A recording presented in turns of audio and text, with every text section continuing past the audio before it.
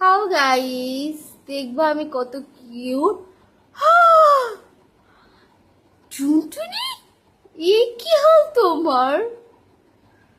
আসলে সবাই বলে আমি ইচ্ছা মতো আটা সুজি মাখি, তাই আজকে একটু ওদের মাখিয়ে দেখাচ্ছি।